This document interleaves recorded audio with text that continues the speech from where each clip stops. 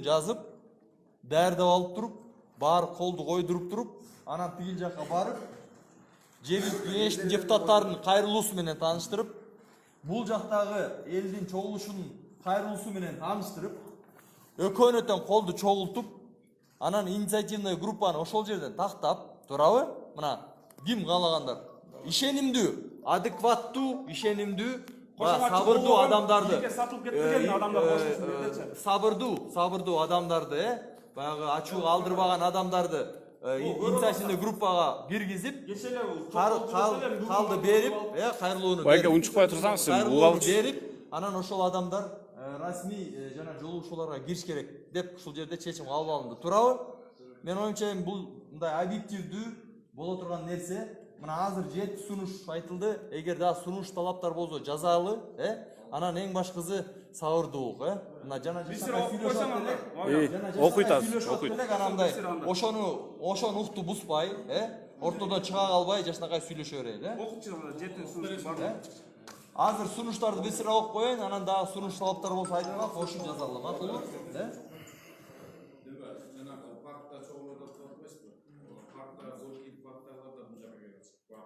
Жок, могу жерге батпайт да бул жерге. Ошон үчүн паркка бара алып атам. Батканча сүйлөшүп, сунуш берип алалы.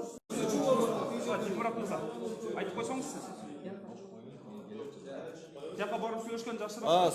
Туугандар, мен могу сунуш талаптарды сунуштарды бүт барын жакка тактап алып туруп, ал жакка барып туруп кайра окуп, сунушты окуп бериңизчи. Угуп койдуңуздар. Азыр кайрылууну өзүнчө жазабыз, бул сунуш талаптар эле. Сунуш талаптар. Биринчиси, мамлекеттик комиссия түзүү маселеси, курамына Маймат Айбалаев, аксакалдар, коомчулук өкүлдөрү, массалык маалымат каражаттарынын өкүлдөрү, жергиликтүү кеңештин депутаттарынын өкүлдөрү киргизүү. Биринчи сунуш, туурабы? Экинчиси, Кант шаарындагы авиабазасын Баткенге которуу маселеси.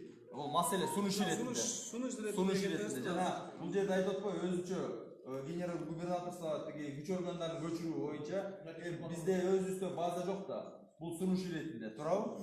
Үчүнчү, жалпы элге объективдүү, так, маалыматты теле, радио, интернет аркылуу берилүүсү. Туурабы? Туура. Биринчи айтылган сөздөрдөн. Төртүнчүсү, контрабанда толугу менен токтотуу маселеси. Баягы ГСМ жана майда чүйдөлөр. Наркотрафик биринчи. Наркотрафик, контрабанда.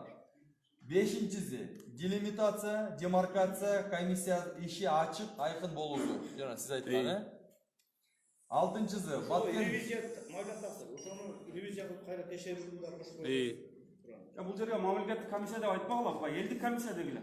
Мамлекет өз ара түзүп алып эле силерге эч нерсе маалымат бербейт да. Сиз бир аз түшүнбөй калдыңыз. Мамлекеттик комиссия деген бул расмий орган. Ошо органга мына могул адамдар кирсин деп биз азыр талап айтып атабыз. Биргелешкен. Эми ошо киргенде бир болот да. Жарандык коомдон жана мамлекеттин өкүлдөрүнөн деп айтсак, кийинки талап, кийинки талап. Фамилияларын айтып кетти го, Айбалаев деп. Бывший губернатор, ошолорду киргизсе. Ал азыр катардагы жаран да. Сиз бир аз кечип калдыңыз азыр, ошону угуп койдуңуз. Кечиккен менен мен маңызын түшүндүм да. Жок, сиз түшүнө элексиз, аягын угуп койдуңуз. Аягын окуп коелу, аягын. Алтынчысы, Баткен губернаторунун статусун көтөрүү жана жаңы күчтүү кадр коюу, ыйгарым укуктарын көбөйтүү. Туурабы? Жана сиз дагы бул жерден айтып кеткен боюнча. Жетинчиси, айыл өкмөткө, мамлекетке тиешелүү жерлерди, чек арага жакын жайгашкан жерлерди элге бөлүп берүү маселеси. Жана сиз айтып кеттиңиз, трансформациянын маселесин чечип, ушул чек арада жайгашкан жерлердин баарын тез арада карап, ошол жерге биздин жаштарга жерлерди бекер бөлүп берип, аларды жайгаштырып, суу, свет жана башка маселелерди чечип берүү. Интернет. Ошол жак интернет деп кошкосуп, унутуп калбасын. Суу, свет. Сос объекттер бүт социалдык вопросторду чечип берет. Аны жергиликтүү бийликтин милдети.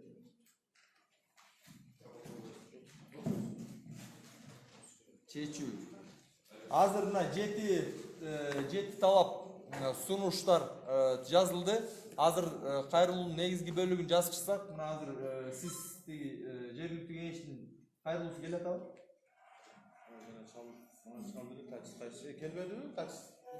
Ошону бир тактап койсоңуз, ошо келсе ал менен бир таанышып чыгайлы. Ал жерде эмне жазылган? Урматтуу бул жерде азыр эме келди, 7 киши жаракат алыптыр.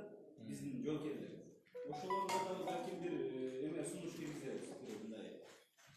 Жардам катары коомчулук азыр 7 адам.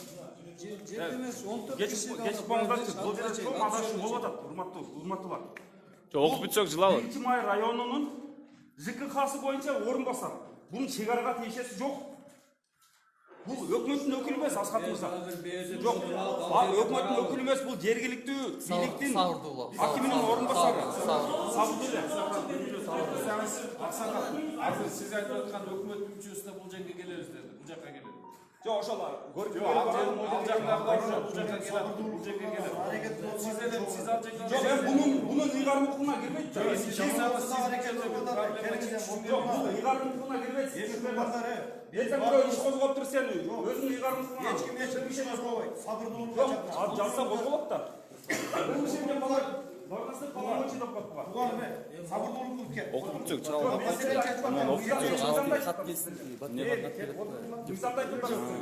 Таныштырып билишине караш керек болот. ЖКХ талкуулап атабыз. Силерде да убалы, биз жакта. Жок, урматтууларым. Биз бул жерде Көржөгүн ЖКХ талкуулап сатып. атабызбы? Чыгаралы, элди чыгарыңыз. Кеттик. Горькийге Площадка уруксат берилген, ошол жака чыгыңыз. Оны аяна чыгарып ошол жакта элдерде бүтүп атат да. Жүзбай баштабайсызбы анда, чыгып кайлы, барбайлы. Туугандар, мына азыр Баткенден кайрылуу келиптир. Баткенден, Азыр каалагандар Гүлжигит мырза, сиз парк Горькийге бара бериңиз.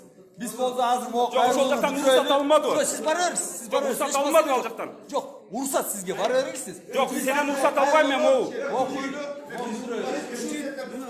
Жок, бул бара бериңиз. Сиз бара бериңиз. Чогуу келбедикпи биз? Элдерди таркатып салып атат ошон үчүн. Элди бөлбөгүлө, элди мына бир жерге топтойлу. Горький паркында, могу жерге эл баспайт. Ал жерде туруп турсаңар, силер эл топтолгон жерде анан чогуу чечиш керек да. Балким ал жерде айта турган башка сунуштар бар. Туурабы? Сунуштарда кош кетет. Ошол жака барбайлы, бир эле ойдон чечпейлиби? Гүлжигит мырза бара бериңиз, сиз бара бериңиз. Мавлян сенен сурайм, каяка барышты?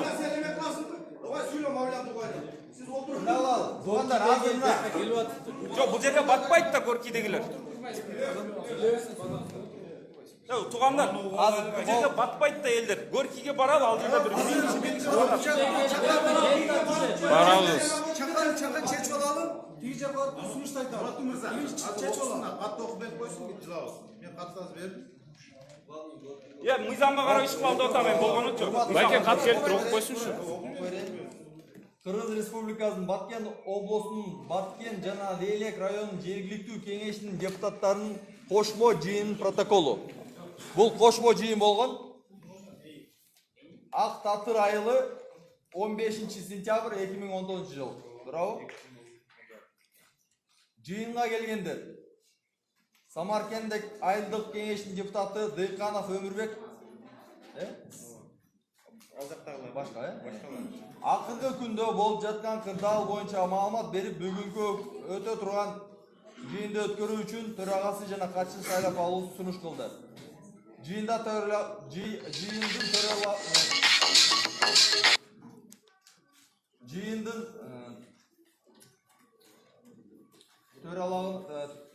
Тулаев Мамашарик Каримович, катчылыгына Талиев Алмазбек Садирович көпчүлүк добуш менен шайланды. Тулаев Мамашарик, урматтуу туугандар, бүгүнкү күндө өткөрүлө турган жыйынга канча маселе коебуз? Чечип алып, күн тартибине коюп, ошол маселенин үстүндө талкуулалы.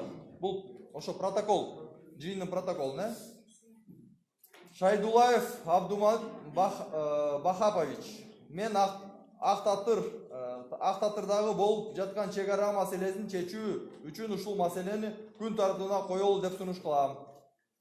Жапаров Кубанычбек Акматович, Лейлек айылдык кеңештин депутаттарынын төрагасы. Мен сунушум акыркы мезгилде Баткен, Лейлек районунун көйгөйү болгон чек ара маселеси чечүү үчүн бир гана жака өрүп Жака өрүк менен чечилбейт. Баткен Лелек районундагы кыргыз-тажик чегарасын кырдаал тууралуу маселени талкууга алуу үчүн күн тартибине койсок дейт. Тагаев Бактыбек Исманалиевич, Исфана шаардык кеңеши төрагасы. Негизинен Баткен Лелек районундагы бардык Тажикстан менен болгон чектеш жерде ар кандай чыр-чатактар чыгып жатат. Мисалы, бул жерде Актатыр айыл өкмөтүнүн Жака өрүк участогунда болсо, Лелек районунда Максат айылында дал ушундай көйгөй. Ошондуктан Баткен Лелек районундагы кыргыз-тажик чегарасындагы кырдаалды карап, күн тартибине маселени ушул бир маселе коюп талкууга алсак. Тулаев Мамашарип. Андай эмесе күн тартибиндеги маселе колго салам. Баткен Лелек районундагы кыргыз-тажик чегарасындагы кырдаал тууралуу маселени кароо боюнча депутаттардын добуш берүүсүн суранам. Так, макулоо 36 каршы жок, калыс жок. Кабыл алынды дейт. Жыйындын күн тартиби боюнча башка сунуштар барбы? Жок, анда жыйынты. Так, мо чечимди окуймбу, Чечимди окуйн, Түшүндүңүздөр да эми кошмо жыйын болуптур. Депутаттар чыгып айтышыптыр. Ошо кошмо жыйында сөздөр сүйлөнүптүр. Көп депутаттар эми мына телефонда бир нерсе болуп атат, кичинекей болуп. Чечимди окуп коеюн азыр. Чечим кылат. Баткен жана Лелек районундагы кыргыз-тажик чегарасында кырдаал боюнча тез арада чара көрүү үчүн Кыргыз Республикасынын президентине, Жогорку кеңештин төрагасына жана Кыргыз Республикасы өкмөт башчысына кайрылуу жолдонсун. Биринчи пункттагы чечимди аткаруу жана тиешелүү тараптарга жеткирип кайрылуу үчүн Катраң айылдык кеңештин депутаттарынын төрагасы Бөрүбаев Сапарали Абдижапарович, Жаңы жер айылдык кеңештин депутаттарынын төрагасы Айбалаев Кыдырбек Каримович, Кулунду айылдык кеңештин депутаты Орозалиев Шайырбек Нышанбаевич жана Жаңы жер айылдык кеңештин депутаты Акбаров Маданбектерге бүгүнкү жыйынга катышкан эл өкүлдөрүнүн атынан ишеним көрсөтүлсүн. Бул ошо сиздер тандалган, шайланган адамдар жазасыздар. Жогоруда талаптар аткарылбаса, жергиликтүү жашоочулар талабына ылайык жашоочулар менен биргеликте чара көрүлсүн. Мына 3 чечим кабыл алыптыр, 3 талап коюлуптур. Ошо боюнча. Ошо жогоруда айтылган депутаттардын атынан Кыргыз Республикасынын президенти Жээнбеков Сооронбай Шариповичке, Кыргыз Республикасынын премьер-министри Абулгазиев Мухаммедкалы Дүйшекеевичке, Жогорку кеңештин депутаты Жумабеков Дастан Артисбековичке, Баткен областын ыйгарым укуктуу өкүлү Мадумаров Акрам Камбаралиевичке кайрылуу жазылган экен. Ошо кайрылууну окуп кетейин. Биз Баткен Лелек районунун жашоочуларынын атынан жергиликтүү кеңештин депутаттары кыргыз-тажик чегарасына кырдаалга жараша кезексиз жыйналууга туура келди. Себеби чегарадагы акыркы учурдагы кырдаал Баткен жана Лелек районунун 200 миңге жакын жашоочуларынын анкафта калуу коркунучунда турат. Бул жаралган көйгөйдү тез аранын ичинде өз көзөмөлүңүздөргө алып, кечиктирилгис чара көрбөзөңүздөр. Тажик тарап такталбаган тилкеге курулуш материалдарын түшүрүп, бүгүнкү күндө курулуш иштери жүрүүдө. Ал эми кыргыз тарап бүгүнкү күндө айланып өтүүчү Аксай Рабат авто жолунун курулушу иштерин жүргүзүүдө. Бул кырдаалга чейин тажик тарап такталбаган жерлерге тактап айтканда 2019 жылдын 31 август күнүнөн баштап кээ бир көчөлөргө асфальт төшөө иштерин баштаган. 2019 жылдын сентябрь айынын башынан Жака өрүк 4 көчөгө тажик жарандарынын салык кызматы өкүлдөрү келишип, кыргыз жарандарын тийиштүү документтери менен иштөөгө же болбосо жерде соода сатык жана таксилер кызмат турбоосун өтүнгөн. Ал жер ушул мезгилге чейин кыргыз жарандарын Шабдалы, Коон, Дарбыз, Өрүк жана башка мөмөжебиштерди сатуу жана жүргүнчүлөрдү ташуу кызматын көрсөтүү таксилер токтоочу жай болгон. Азыркы убакта чек ара маселеси өтө курч абалда. Ошондуктан биз төмөнкү талаптар менен кайрылабыз. Биринчиси, Баткен районундагы Жакөрүк 4 көчө жана Лейлек районундагы Максат айылындагы курулуш материалдар иштери токтотулсын. Экинчи, демаркация, делимитация иштери жогорудагы көргөзүлгөн аймактарда тез арада жүргүзүлсүн. Үчүнчү, азыр угуп койсоңуз. Siz okuy beriniz. Угуп койсоңуздар. Азыр мен угуп койсоңуздар бүтөйүн деп калдым эле. Элдер угуп атат. Элдер угуп атат. Жок, сиз укпасаңыз кете бериңиз, элдер угуп атат. Сенен сурабайм бак Ортобоз жана Көк Таш айылдын ортосундагы 275 метр Ош Исфана жолунун бөлүгүн көз карандысыз жол катарындагы Кыргыз мамлекетине чечилсин деп бул жерде 36 адамдын жергиликтүү кеңештин турабы депутаттары мына кол коюлган. Азыр бул кат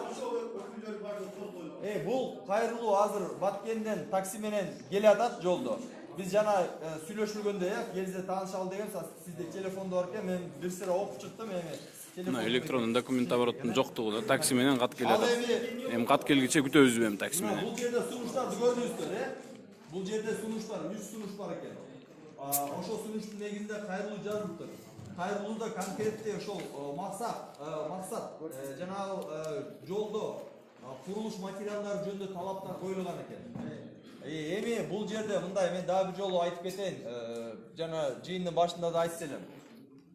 Бул маселени чечүү, талап кылуу бардык кыргыз жарандарынын милдети. Анын ичинде мына мен да сиздер менен азыр бул жерде отуруп бул катты даярдап жатабыз. Туурабы? Бул жерде мен бир кызматкер мен же ЖКХнын деген маселе жок. Ал көйгөй мага да тиешелүү. Мен да күйүп жатам. Мен ошол жакка мен да барып келгем. Ошондуктан азыр жалпы жыйындын талаптарын, сунуштарын мына 7 жазылды. Эгер азыр бар болсо 7 жазып, калгандарын жазып, колдорду коюп туруп, анан инициативный группаны тактап туруп эле ошону бериш керек да. Азыр могу кош дагы сунуш талаптар болсо Азыр ал жактан кошулат. Сиз дагы жүрүңүз биз менен. Жазыңыздар дагы. Бул жерде сразу эле такталбайсыздар. Бир инициативный группа болсо ошол Жазып коюңуз. такталып туруп. Мындагыла жок. Могу кайрылууну ким алат азыр? Мына мен жаздым. Мына Аскат байке алат. Азыр инициативный группаны бир 5 кишини тактасыздар ушул жерде. Ушул жерде 5 киши. 5 киши biz кагаз менен чыгабыз конкретный сунуш. Мына 5 кишини тактагыла. Ошо 5 кишини мону алсын дагы колдор чогулуп туруп, жогорку кеңешке, өкмөткө ошолор кирип сүйлөшсүн. Туурабы?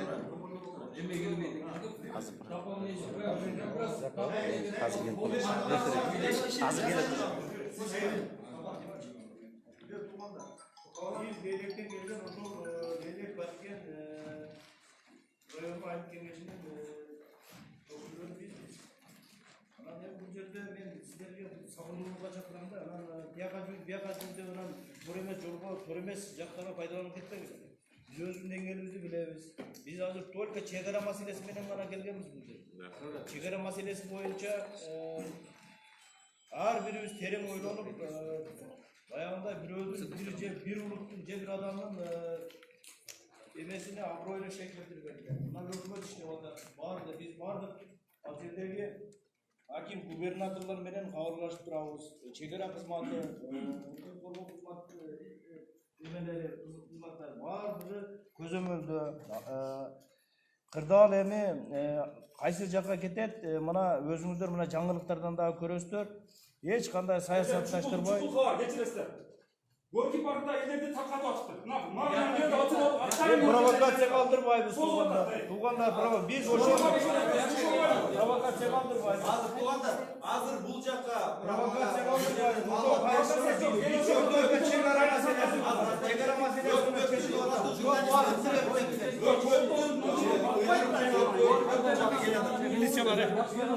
Men bilen gibi sizden sorayım ona. Ben de sizden sorayım.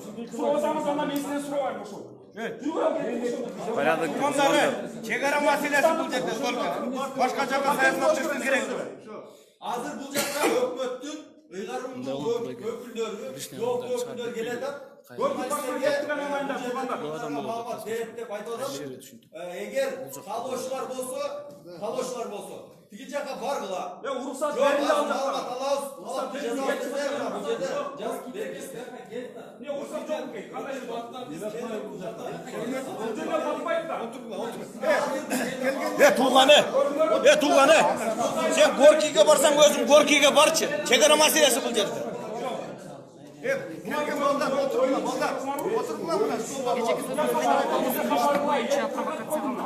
Сізден сырттан алайын айтқымыз сен жібересіз сырттан. Анда ушул жерден айтып қойыңыз. Biz tuğlanlar provokasyon aldırmayız. Taksana sabırlılığa çağıram siz. Кеттік жаққа. Ben ошо елді чакырганı барам. Мен өзүм не кылам алып. Енді алдыда башкалар да. Sonradan mes bu жерде. Ruhsat берилген жака барып жыйынды өткөрөлдү атам. Асхат баке. Асхат баке. Бар уақытты чөйіп атат дейді. Күн сыртқа шығалды дейді. Уланбайды жанбайды. Жоқ.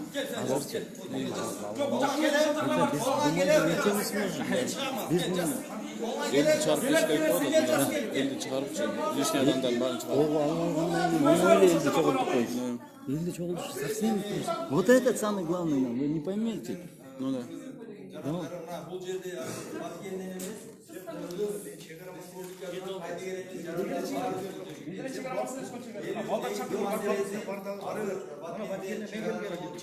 Кыргызстан баткен мен да жерим болот.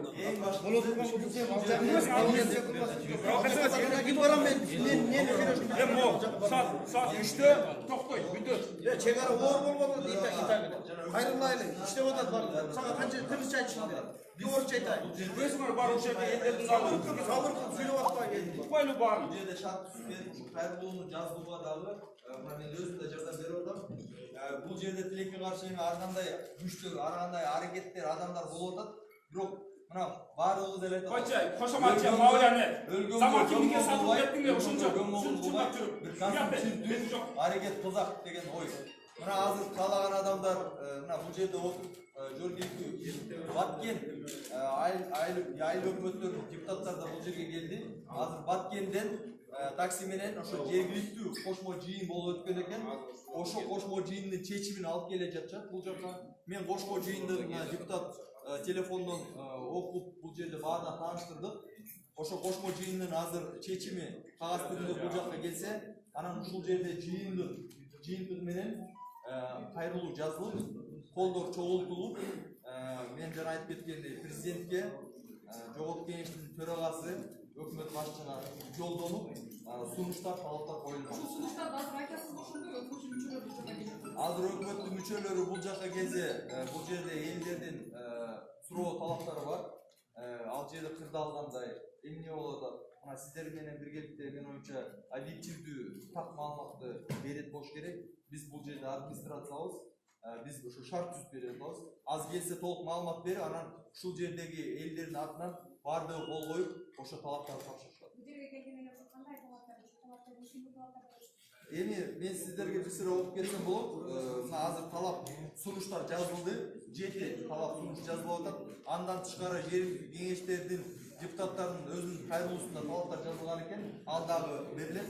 Бул жерде биринчиден мамлекеттик комиссия түзүү курамына Мамат Айбалаев жана башка аксакалдар, коомчулук өкүлдөрү, массалык маалымат каражаттарынын өкүлдөрү, жергиликтүү кеңештин депутаттарын кошуп талап жазылган. Экинчи, Кан шаарындагы авиабаза Баткенге которуу маселеси сунуш иретинде айтылып атат. Үчүнчүсү, жалпы элге объективдүү так маалыматтарды теле, радио, интернет аркылуу берүү эмне болуп атат, кандай болуп атат? Бүгүн эл Кыргызстандан эмес, дүйнө жүзүндө кыргыздар маалымат алып менде андай маалымат жок. Мына азыр мага айтышты, өкмөттүн мүчөлөрү келип калды деп. Азыр маалымат айтышат да ошолор. Төртүнчү, kontrabanda толугу менен токтотулсун, ошо Баткенде контрабанда маселеси.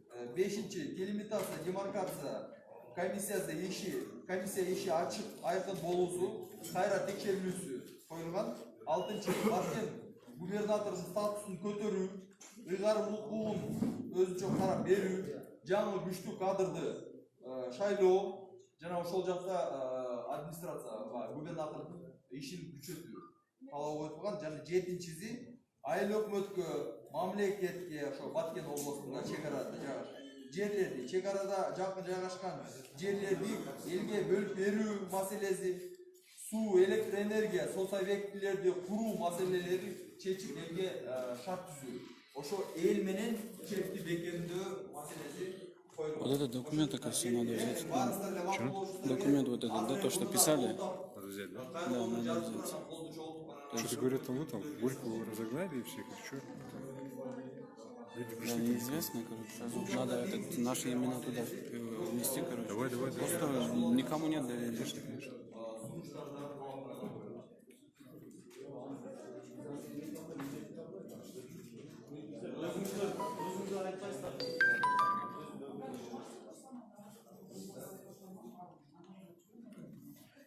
Жоқ, урматтуу катышуучулар, азыр бул жерде сураныш. Инициативный группаны каттасаңыздар. Себеби мен да өз иштерим бар. Инициативный группа азыр Асхат байке, тартаңыз. Бирдиктүү болуп, мына бөлүм жабылбай, ортодо көрүп атасыңар, ар кандай адамдар чыгып атат, Бул жерде баягы жеке маселе эмес, чек ара маселеси болуп атат. Тиги Гүлжигиттин мага жеке маселеси бул жалпы жыйынга эч кандай тиешеси жок. Bir adam gelip alıyla ortadan çıkıp buzu alıp olmuş gelir. Intibaklı olup, birlikte olup hazır.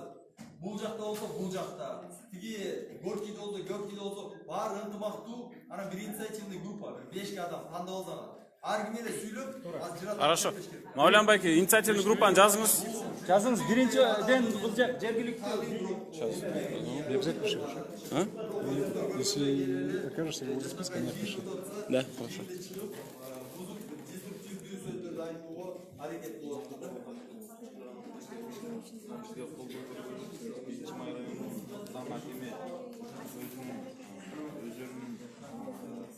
Bizge ошол ушул жерде талкуулайлы деп биз чыгарган. Siz инициативный группа. Бул жакты жазабыз. Бул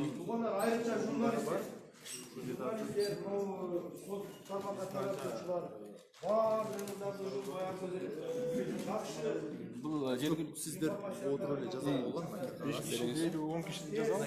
Ручка. Жазыңыз. Мына бул байкени жазыңыз. Местный кейс. Аты жөнүн билесиз бе? Сапарали Бөрүбаев мына. Бул жерде биз только чек ара маселесин карап отурган жакын күндө чечилет. Сапарали байке. Чек ара маселеси боюнча талкуу. Анда жеке талкуулар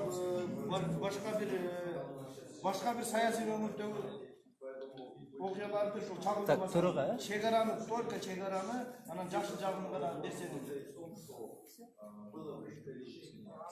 Экинчи. Байке, сиздин атыңыз байке. Сиздики Шайырбек. Прозалиев Шайырбек.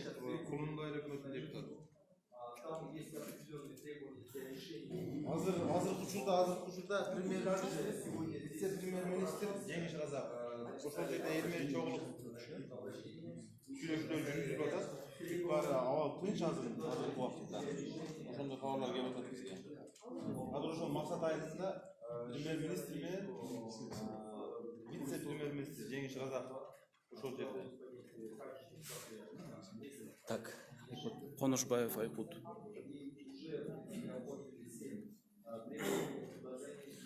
Туугандар көрүп атасыздар, эч кандай мародерчулук жок. Бардыгы адекватный адамдар, цивильный. Жандай милициялардын претензия тийбүү дегендер алар вообще негизсиз. Şu Асхат байке инициативный группа жазып атат. Урмат байке. Эжеке, сиздин атыңыз? Мумбекова. Саламат эжеке. Сиз кайсы тармактан эжеке? Активист. А спецсиңиз? Вообще негиз. Да? А тепличник? Ну, в регионах теплиц сейчас надо развивать. Так, кимде жазылат? Айтып бериңиздер. Инициативный группа. Бирөөнү кошом. Мамытов. İyi. Mamutov kim? Talant.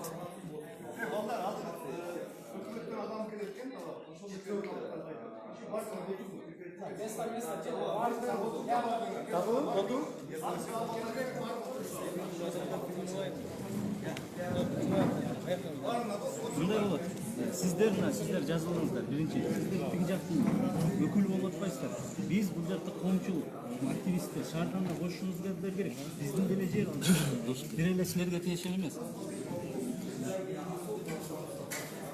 Siz kimsiz belki tanıştık etseniz? Биргиликте иштесек, Кийизбаев, адамдар менен кантип алып барам? Таанышабыз, көрөм. Уланбек Аймез. Кайсы тармактан келип атасыз? Спец. Бул жакта депутаттар. Депутат, биринчи экөө депутат байкелерибиз. Бул жактагылар активисттер. Анда сиз анда инициативный группага кирбейсизби?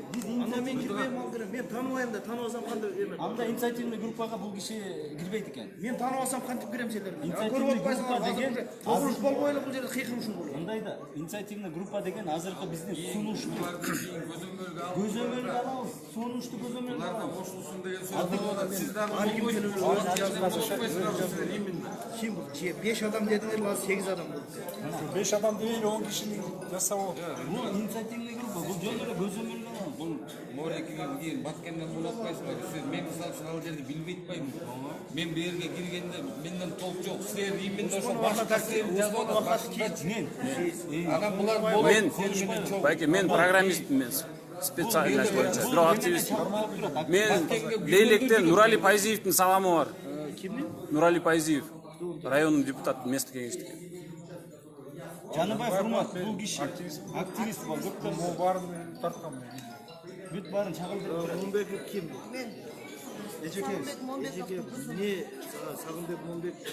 Бери граница боюнча эле сөз болот. Здесь просто люди инициативные. Мамытов falan. Мамытов тиги На байке.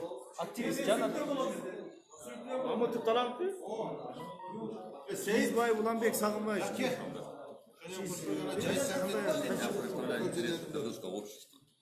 Кыргызское обществоның интерестерин. Активистин дейт. Обратиться по поводу, мы хотим выступить на парке разрешение. Что нам? Разрешение дали уже? Дайте нам эту бумагу. Сейчас. Дайте эту бумагу, мы сейчас туда поедем, на парковке. Разрешение бар вы дейт? Здесь уже народу комиссию. Яха, эй, батпай. Парковке баралым дорожку, жерден высказывать этелер, там билелер. Разрешение бересизби дейт жоңуз жок. Кимде разрешение бар? Мына разрешение бул жактан сурашыбыз керек. Разрешение берсин. Мамлярда катышта, бесикте, официально түрдө жанагы кагазды сурайбыз. Сизге берилген саат 11-ден кечки 3-кө чейин парковкеде выступать ете аласыздар деген разрешение берилген. Ошол разрешениени бериңиз, биз ошол жерге баралы, потому что Там милиция стоит. Вовсю милиция стоит. Надо тиркебиз. Тиркеңиз. Сфотой.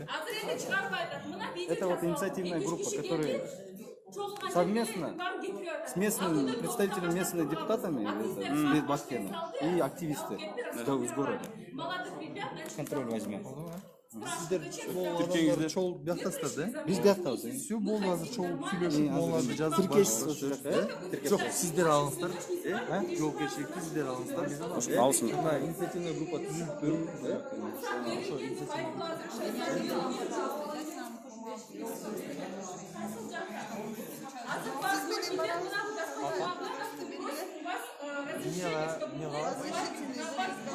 Разрешение бербейсиздерби? Сейчас там милиция. Это надо решать мирным путем, чтобы все граждане принимали активное участие. Что вы беспредел? Айтпайсызбы тиги милиция кызматкерлерине жөн койсун да ал жерде мирный эле митинг болуп атат да. Таркатуунун кереги жок ал жерде. Скажите мне, пожалуйста. Разрешение бериңиз. уведомление. Если уведомление есть у вас? Кимден алабыз разрешение? Фамилия, атын айтып болсун. Разрешение эмес, уведомление. Уведомление? Ким жазат аны?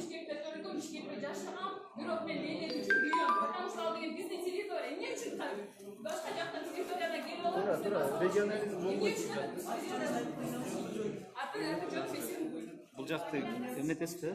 Өзүңүз Сиздер мындай кылбайсыздар. Инициативный группа. Силер мындай тизгинди колго алып, оны өзүңүздөр жазып, азыр тиги өкмөттүн өкүлү келет экен. Инициативный группа болсо, сиздер өзүңүздөр, сиздер качам десеңиздер, вот инициативный группа. Эсенгүл, вот эта сторона дает разрешение. Эсенгүл карындашыбыз, Мынакей, жазып. Да.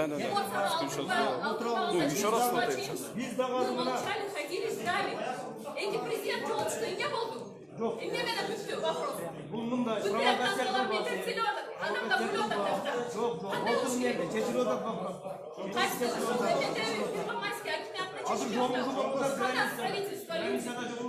Одни активисты сидим, и в лице господина Мавлянова мы только сидим здесь, обсуждаем этот вопрос.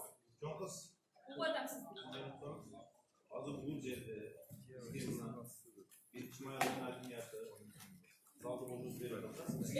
Eşikte suçu olan adamlar birlikte daha bakmasınlar. Kim aytdı? Eşikte turadi. Hazır biz köçüdü. Ертең эмес тияқта тұрдық, бұл жақта тұрдық. Ошол жерде әр жерде милиция қызметкерлері қайрат қармап, бені таратып отырады. Турабы ошо? Тура. Ошол үчүн биз мына официальный Асхат баке. Элге чыгып жүрөсүлөр, сүйлөп болчу, тынчтандырып алар. Тынчтандырып кош керек да. бизге месяцын берип, могу жерде жаза турган. Спокойно биз жазып атабыз. Ал тияқта көчөрө туралы каякта жазасың? Биз бербейбиз. Горкийге баралы, жашнакай, өзүбүздүн мирный митингди өткөрөлү. Эмне үчүн милициялар бизди ары бери талкалап, эме кылып атышат, айтып атышат. Биздин балдар, эмне турасыңар бер. Жок, мен уксаңыз, биздин балдар азыр. Вот, господин Мавлянов. Кана уруксат. Сизден сурап атабыз. Жок, мен сизге түшүндүрүп берейин. Биз өзүбүздүн балдар, биздин балдар бул жерден алган жок. Мэриядан алып уруксатты. Мэриядан алып, колунда турат кагаз. Ошолор ошол жакта. Кимде ошо? Аты ким? Маден. Ким ошо? Мадяр. Фамилиясы? Мадемин. Акбаров. Мадемин Акбаров, у него оказывается разрешение. У него, от него. Келек бала Мадан. Эсенгүл. Мадемин Акбаров, у него разрешение оказывается. Жаңы жер айыл өкмөтүнүн депутаты ал. Лейлек районунан болот. Акбаров. Ошол разрешениени бизге распечатка кылып бере аласызбы? Азыр чакырат. Разрешение алып, элди ошол жакта кармасын да анда. Вакуум болуп атат бул жерде, информационный вакуум. Кечээ биз журналистти жөнөтөйүн, акча чогултуп жөнөтөлү дедик. Ким? Өкмөт өкүлдөрү келип атабы? өкмөттөн өкүлдөр келди. Өкмөт өкүлдөрү келип атты бекер. С простых людей что происходит?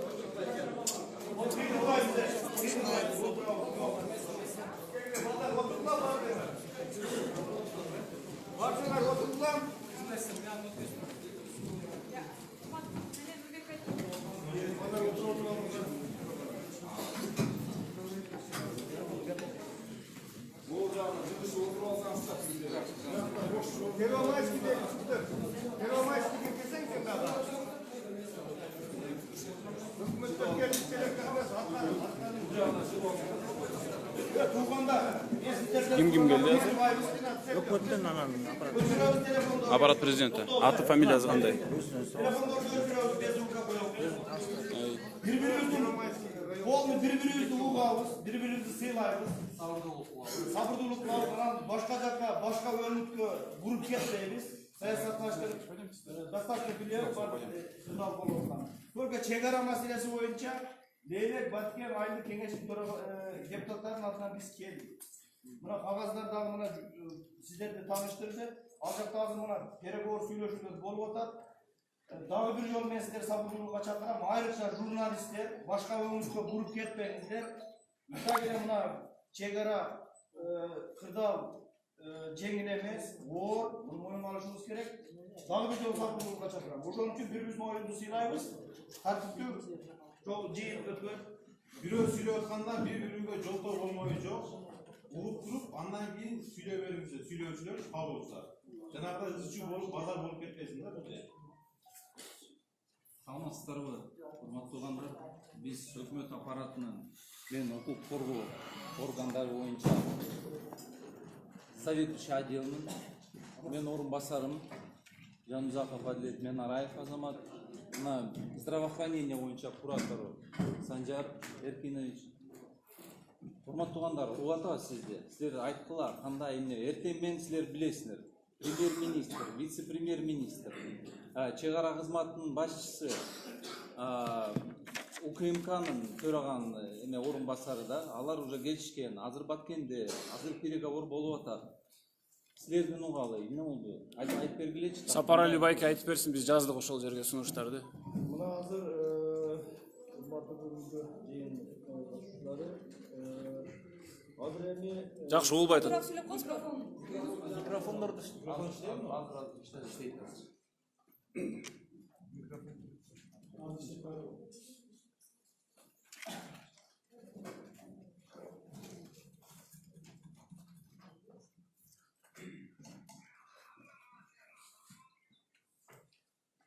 Мына азыр өкмөттүн мына өкмөт тараптан адамдар келди, өзүң уруктуңар официальный границада премьер-министр анан вице-премьер-министр Жеңил Разаков, чек ара кызматкери бүт тийиштүү адамдар ал жерде сүйлөшүүлөр жүргүзүп атат. Кечиндеги окуяны биз дагы 5-каналдан бергенбиз.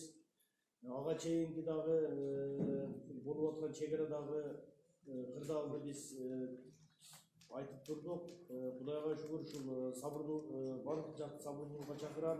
Ушул чек ара маселеси чыр менен эмес, сүйлөшүүлөр менен мыйзам жолдор аркылуу чечилишин биз каалайбыз. Ушул сүйлөшүүлөрдөн азыркы бүгүнкү мына бийлик өкүлдөрү ал жака барды. Ушул сонуштуулардан бир жакшы жыйынтык чыгат деген үмүттөбүз. Бирок биз дагы өзүбүздүн ушул бийлик өкүлдөрүнө кайрылууларды жасап, анан өзүбүздүн ушу чек ара маселеси боюнча сунуштарды айтайык берейик деген сунуштарыбыз бар. Мына биринчиден бул жерде Бишкектен, Кыргызстандын баардык жаранынан ушул тарабынан келген жарандар отурат.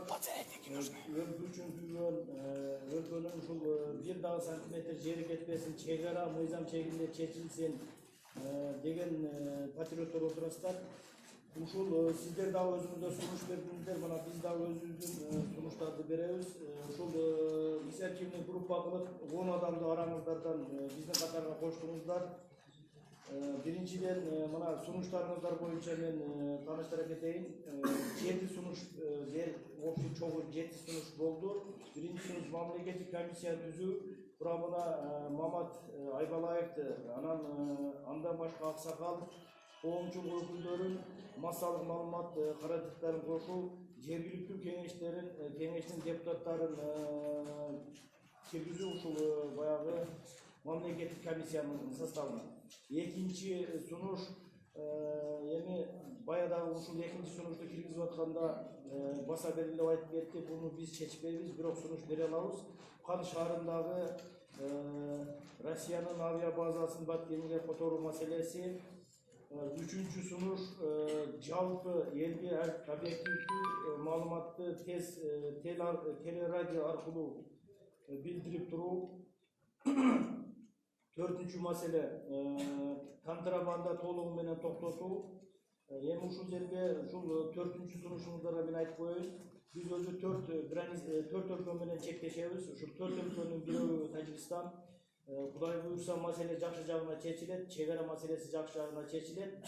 Ушул биз коңшу өлкөлөр менен алака сөзсүз жасашыбыз керек, торговый коридор болуш керек. Себеби дегенде биз да өндүрүлгөн продукцияны тажиктерге беребиз, алар дагы бизге берет. Демек 4 өлкө менен биз соода байланышы болушубуз керек. Бул жерде ушул контрабандага гана тиешелүү да ушул 4-чү пунктундарчы.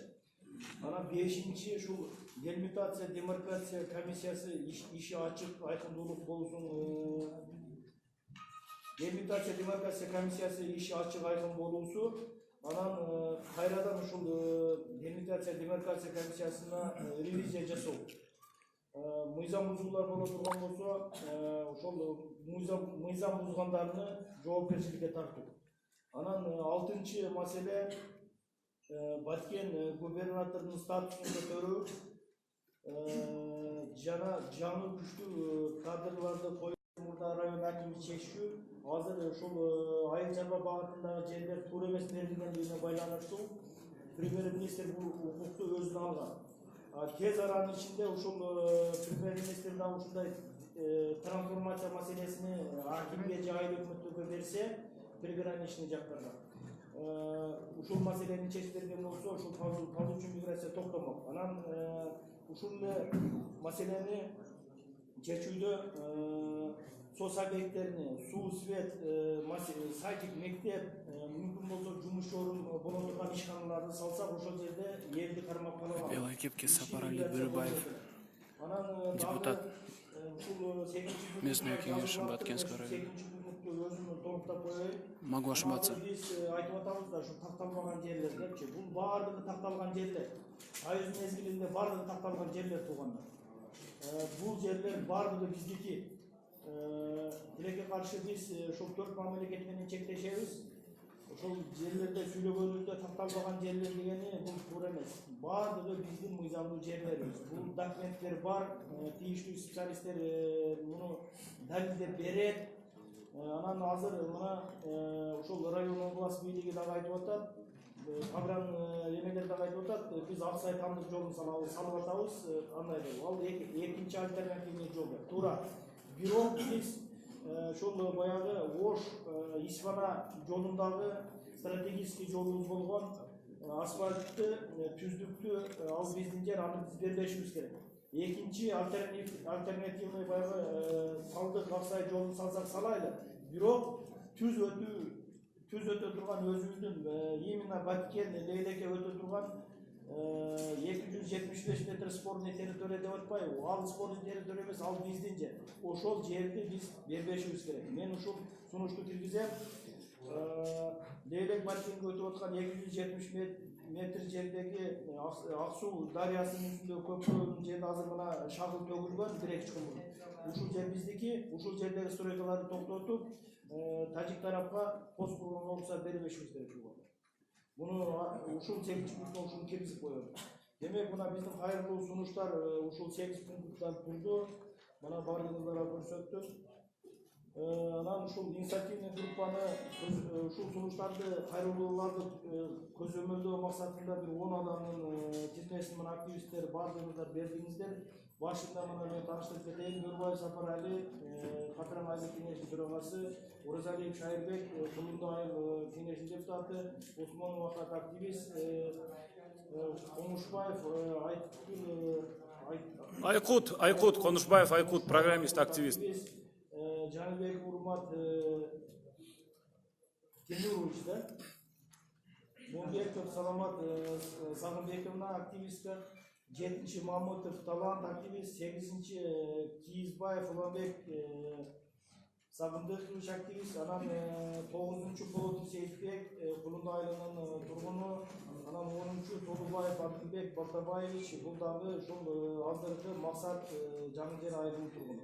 Эми туугандар, мен дагы бир жолу сиздерге сураныч, ушул биз кылымга кошуна өлкөлөр менен ынтымакта жашап бергенбиз, Кудай көрсө ынтымакта жашайбыз.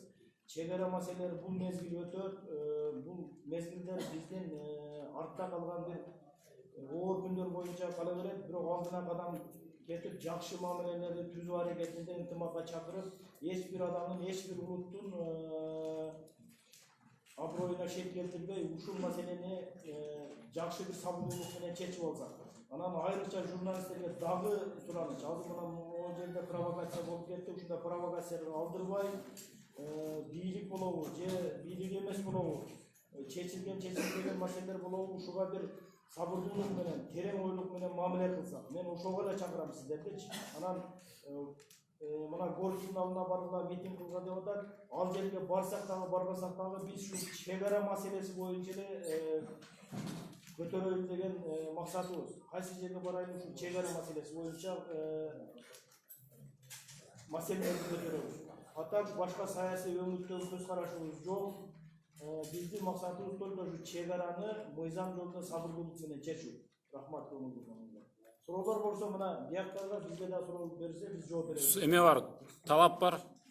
Тип площадьта турган кармалган балдарды ошо бошотуп койсо жакшы болот эле. Бул мирный митинг, тынч митинги. Эч ким мародер эмес бул жакта, эч ким провокатор деле эмес, ошо бир эле эки эле адам бар, ошолор эле. Тынч митинг, ал балдарды кой бере эле койгон жакшы. Урматтуу туугандар, качкандар, ушул сунуштар менен макулсуңарбы баары?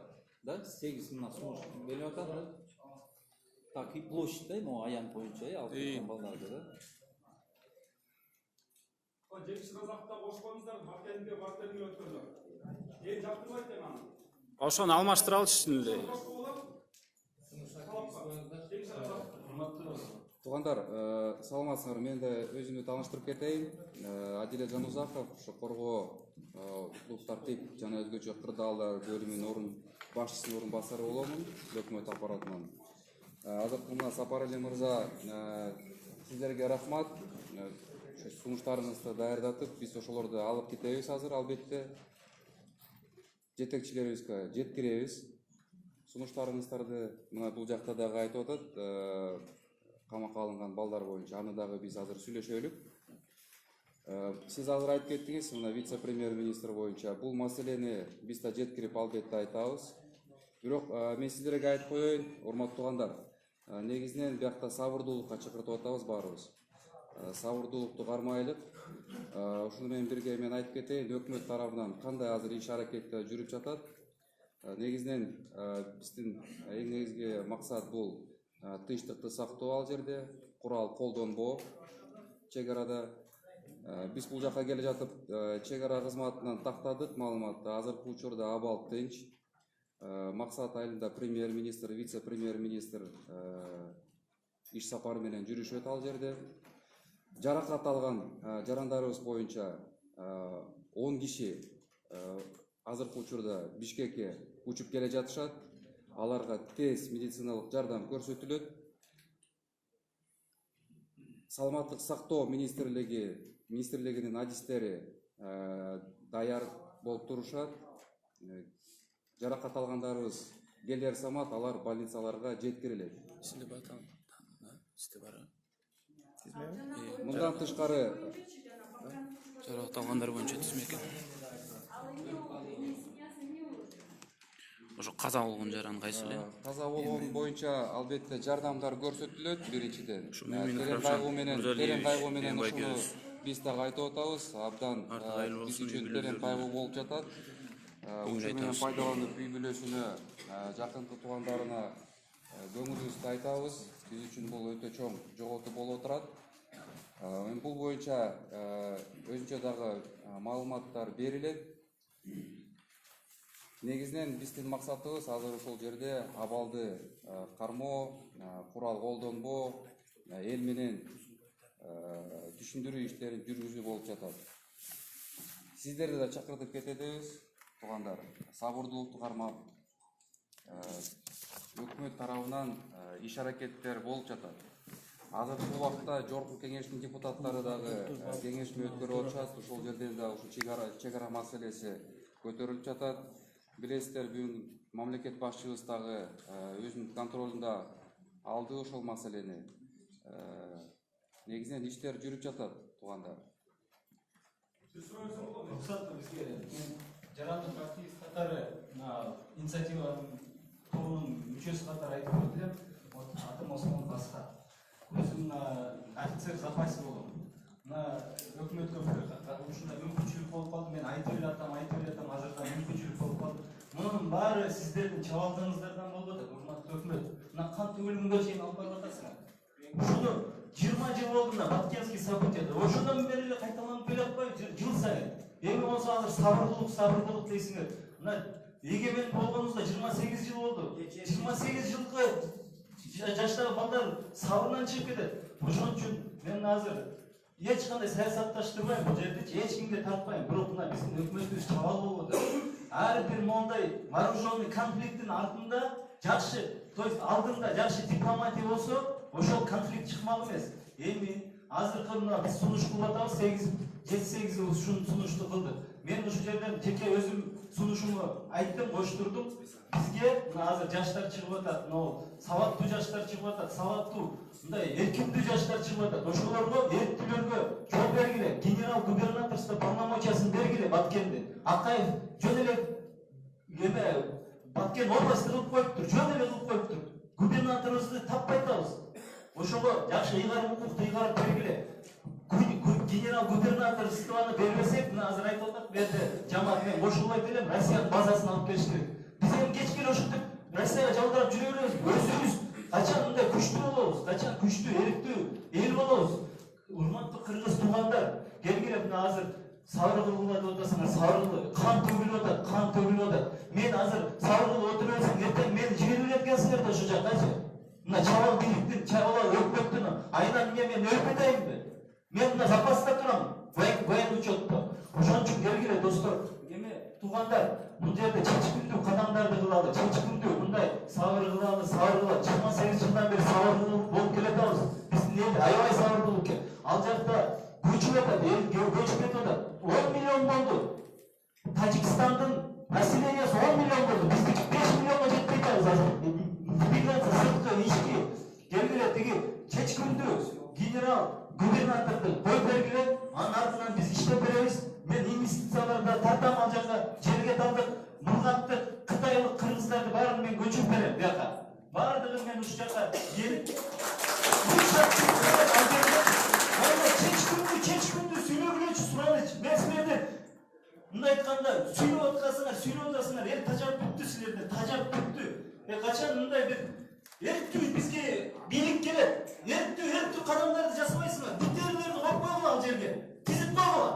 Ama barını açık kıldılar. Elde işlenmeyi de sizlerge, işlenmegen için şundayla var otat. Elde miting kılıyorlar, buna başlanışı. Eğer de sizlerin onu çeçkünlü kadam kılıp, jakşı kadrlardan benim kursdaşlarım, ofiserler ayıt otat. Çeçkünlü hiç kim yok. Hiç kim çeçkünlü demez. Barıyla ardına, birinin ardına yaşını alacak.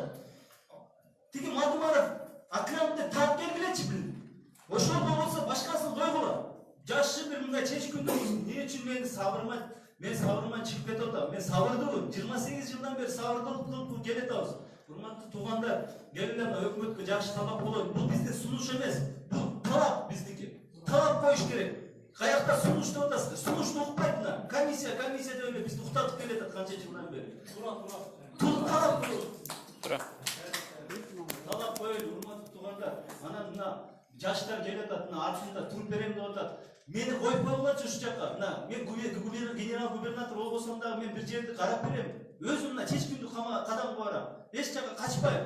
Ошол жерге казык болуп туруп берем. Согушам керек болсо, просто буну чечкиндүү адамдарды койгула. Чечкиндүү кадр чечет. Силер баягы мыйзамга кылып эле башты айландыра берет экенсиңер. Мыйзамды мен юристмин. Билем мыйзамды. Мыйзамдар жөнөкөй болуш керек, айкын болуш керек, түз иштеш керек. Элдин кызыкчылыгына. Мен ошо айттым достор, ошо колдоп койгула. Асхат Осмонов, офицер в запасе. Жооп берсин. Архивный oyunu boğaz demedik bile kardeşler.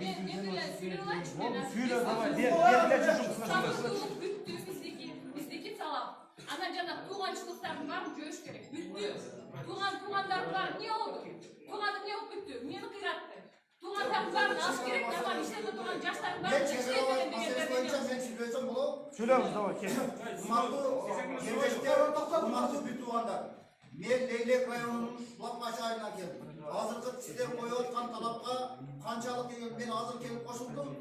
Mendeki talap biyiliktin alsızlığına. Biyilik hazır ошол биздин айылда өзүбүздүн жерди өзүбүзгө жер кылып трансформация кылып бербей жатат.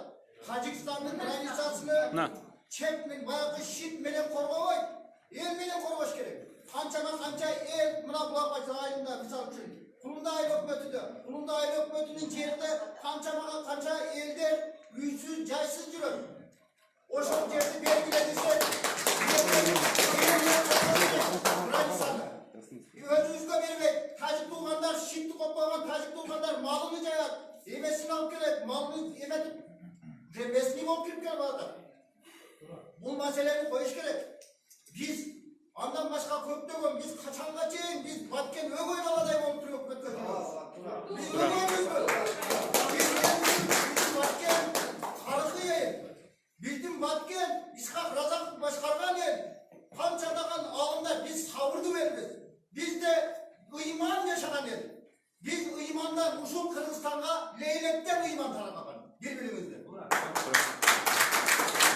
Biz savurtlavuz. Elhamdülillah.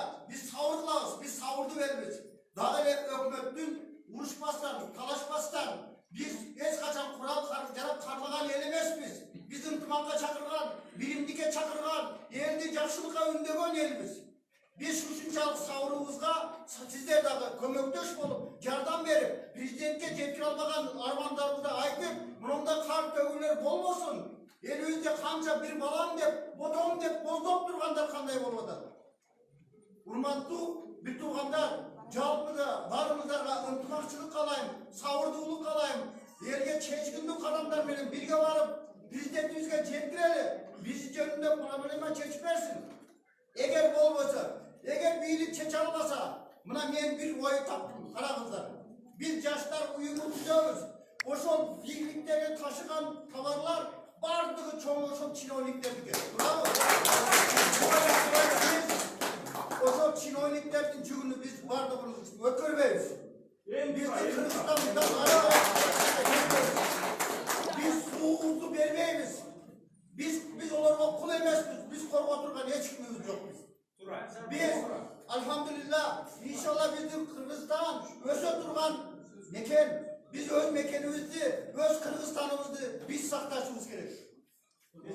Sizler dışarıdan vermeseniz de biz kandak var. Koşul cüktörünü ait adam. Ağır bir ayımız. Hey, 6 ay gönele turgular kamersanda. 6 ay çıtap olurlar. Biz eğer oraya görmüyoruz. Bizge olur çizelep gelmese maha gelmeli. Canbek, ne yapıyorsun?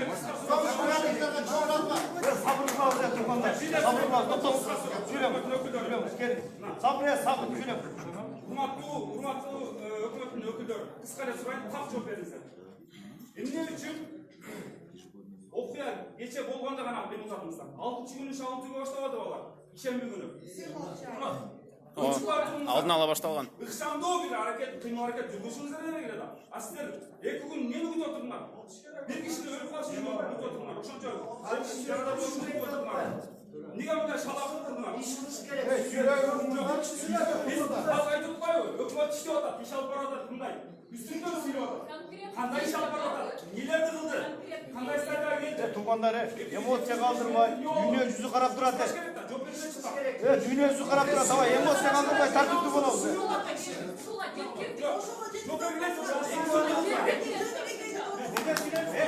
Жооп берет. Жооп берсин бияка. Бири-бирибиздин укугун келген жооп. Жоопту кал. Сиздер сүйлөп атканда жооптоо болбой туруңуздар мырзага. Жооп берет ошо, кыска эле. Жооп берет. Жооп берсин мына. Жооп берет мына. Biz деле көрдүңүздөр 14 сентябрда biz кайрылганбыз. Ошондон баштап biz Жоопту кал. Жоопту кал. Туугандар, келгенчи тартипти кармайчы сурадычы. Биз дагы түшүнүп коелу. Биз дагы азыр келип сиздердин алдыңарда келип отурабыз. Хорошо, угалчы. Беречи, мен бир айтып алайынчы. Мына биякта азыр аксакалыбыз сүйлөп кетти. Мына офицер запасы деп атат. Биякта чоңузда сүйлөп кетти. Анын баары мына биякта сунуштарда талап деп коелу, сиздердин талабыңар да бар. Биз ошонун баарын азыр алып кетебиз. Жетекчилерге беребиз анын баарын, жеткиребиз. Абдан жакшы талаптар коюлуп атат, мындайча айтканда. Биз туура кабыл алып атабыз. Сиздерге азыр мына күйүп айтып атканыңыздарды, күйүп атасыздар. Күйүп айткандан анын баарын түшүнүп турабыз. Туура кабыл алып жатабыз. Мына суроо берилип атат. Айтпой. Жоопту кал. 2 күн кайда жүрдүңөр? 2 күн деген ал жерде баягы иштер жасалып, куруу иштери болуп. Мына ошолор сүйлөшүү жолдору жүрүп жаткан.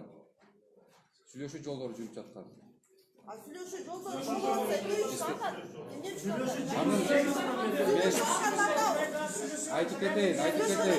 Кой туруңуздарчы, айтып кетейин. Азыр эмнеге ок чыкканы? Информационный вакуум болду. Ушул убакытка чейин элдер жөнөтүп атышты видеолорду. Эмне үчүн ошол жака барып журналисттер көтөрбөйт? Эмне үчүн ошол жерде вопросторду КТРК каналынан көрсөтпөйт? Информационный вакуум болгон жок. Болду. Атышуу башталганда билдик. Информационный вакуум.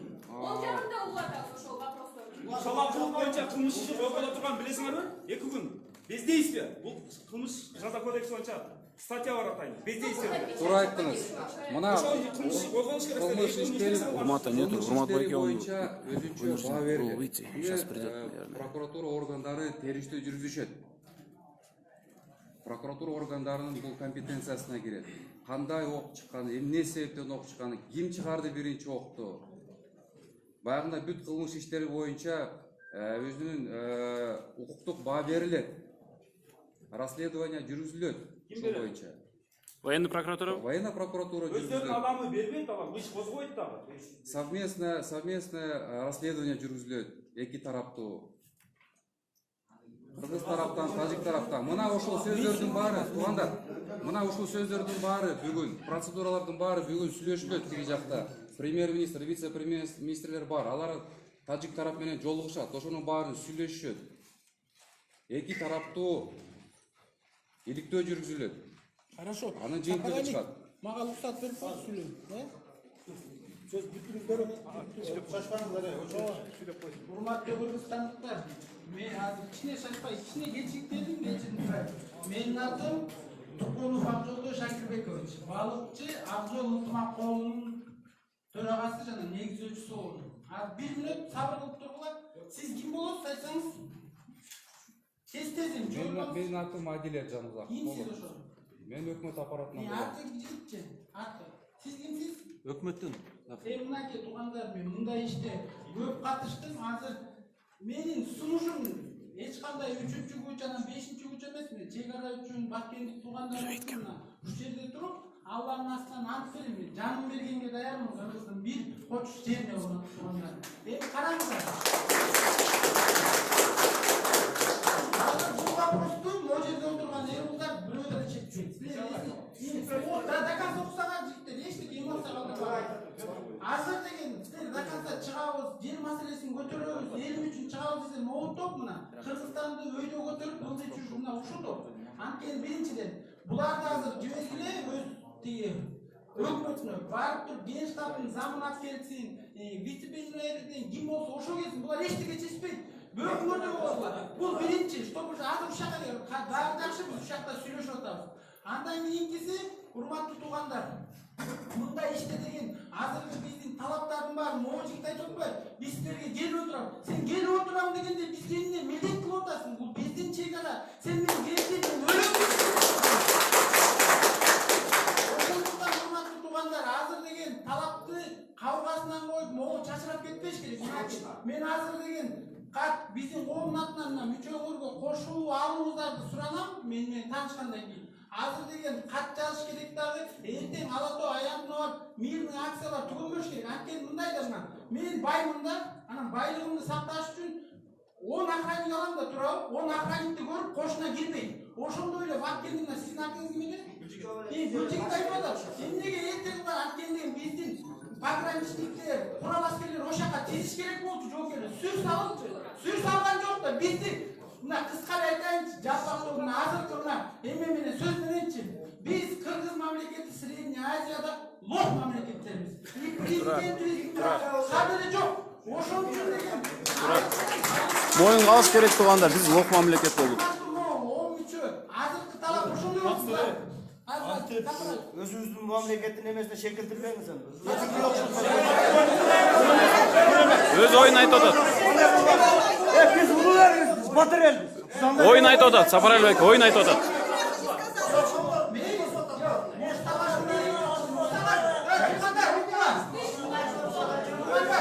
Азыр ошо талапты коет, буяка келсин үлкөндөр, алар чечпейт.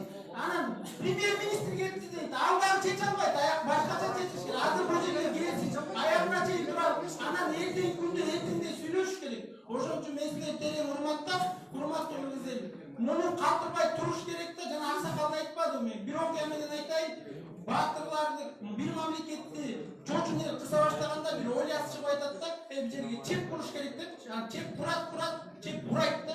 Анан бир ойлар чыгат, бул жерге курмандыкка бир жигитти чалыш керек дейт. Ошондо 5 5-6 жigит чыгат. Ошондо кыргыз эл айтат. Эсти бизде ушундай өлүмгө 10 жигит болсо, эмне калып чек бур, андан көрө биздин балдар чек болсун деп атпайбы? Ошондой чек болушубуз керек. Ошон үчүн азыркынан дагы жакшылап кеңешип, жанагыдай 3-күч жана 5-күч деп жалган эле сөздөр сүйлөнөбүз. Силер бирөө акча төлөп чыгарды, айтпачы. Жок. Өзүбүз чыктык. Биз да ошон үчүн келдик. Ошон үчүн аз талап башка чоң жетекчилер келсин. Ошолор менен сүйлөшүп, конкретный маалымат алышыбыз керек. Анан ары действие кылышыбыз керек. Первомай, акимият. Siz кай жактан болосуз бекем? Балыктарды унутмаган төрагасы болом. Кайсы айыл? Балкыш шаары. Атыңыз? Акжолтой Тукунов. Азыр айтып аткан темалар боюнча биз мына Баткенени 20 жылдан ашык кашап келатабыз. Бүгүнкү күндүн жаралышына да мына 20 жыл мурун айткан бизден башчылар болгон. Мана Мамат Айбалаевтар 20 жыл мурун айткан, 28 жыл кечик чегара маселесинде. Бүгүнкү күндө бул эле биздин эл айтып келатат. Бир канча кайрылуулар болгон. Бул бүгүн эле жаралып калган маселе эмес. Тилекке каршы кошуналар ушундай туура эмес. Баягыдай мамиле кылганынан ушундай болуп атат. Мал информационный вакуум деле болгон жок. Болду маалыматты биз мана жөнөтүп атып, бирок тилекке каршы 3 күн мана Туура ошо митинг кылышка аргасыз болуп атабыз. Бардыгыбыз эле митинг кылайын деген эмебиз жок, бош убактыбыз жок. Ишти таштап коюп жүрөбүз ушул жакта. Берүү иретинде ушу токтолуп отурабыз. Митинг кылбасак кыймылдабайт эч ким. Бир жолу эч кимдин аброюна келтирбегиле сөз. Маселени чечкенге аракет кылышыбыз керек.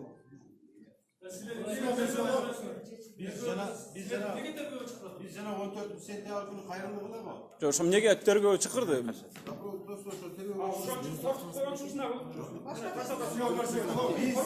korkman jok. Akımlarda biz turabız. Biz korkman jok. Tak gana berip atабыз. Tak gana berip atабыз. Birden söylüңүздөр.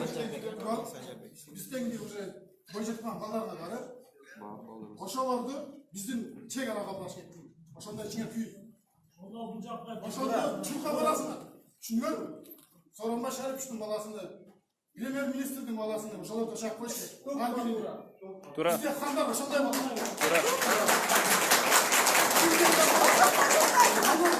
Биздин хандарыбыз ошондой болду.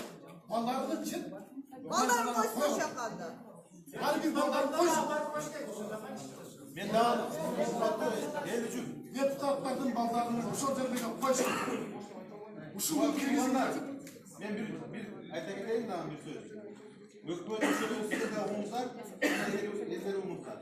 Кече бизде ушул стройга башталганга чейин жергиликтүү кеңештин ошол жерде депутаттар биздин зам губернатор келген аз жаңы. Салихов Кеңеш Каримович деген. Өзү ошол Самарканддагы айыл өкмөтүнөн Самарканддагы жанагы 4 көчөдөн ошол жерде чоңойгон өзү. Бирок ал тилекке каршы өкмөттө биздин депутаттар менен жолукканда кардага жана өзүнүн жерин тааныбайт экен. Андай сабатсыз зам губернаторлор бизге кереги жок да. Себеби ошол жанагы 4 көчө 275 метр бар го. 275 метр 91-жылы юридический Кыргызстандын балансында турат. Бирок ал 89-да bir какой-то bir госрегистрдин солу менен тажик тарапка өткөн экен 89-жылы. Ошонун негизинде бул тажиктики деп байра өзү жеңил берип атат да тажикке. Ошондо коомчулук билиңиздер, чоңдор билиңиздер, ошондой сабатсыз зам губернаторлорду жумуштан алыш керек. Ошондой эле Жоопко тартылсын алар. Жумуштан алуу менен болбосун ал. Жок, андай сабатсыздарды алыш керек да. Алыш керек, анан жоопко тартыш керек. Айтып коеюнбу? Анан жалпы маслак Мамат Каражат сиздерге да айтарым да. Мен окуганымдан талаш жер деп айтасыз. Ал жер эч качан талаш жер эмес. Ал жер кыргыздын жери. Биз өзүбүз тажиктер инициатива берип атабыз ошо талаш жер депчи. Өзүбүздүн жерибизди эмне үчүн биз талаш жер дейбиз? Туура. Биздин жер. Мамат Каражат сиздерге айтып коеюн. Эч качан талаш жер деп айтпаңыздар. Менин ата бабам ошол жерде чоңойгон. Ошол суудан арыктан суу ичип, ошол жерден мал жеп, ошол жерде бүрү жеп жүргөн. Азыр ал жерде тажиктер мыйзамсыз жүрөт салган. Туура.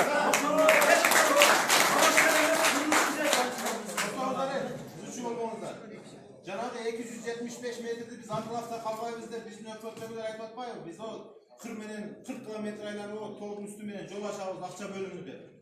биздин дагы ошол бир жеңилдик, биз тажик тарапка бердик деген түшүнүктө ошондой кылып биздин бийлик ошол жака жол салып атат. Ал жака жол салыштын кереги жок бизге. Негизичи бизге ошол 275 метрди биз өзүбүздүн балансыбызда кайрадан алышыбыз керек.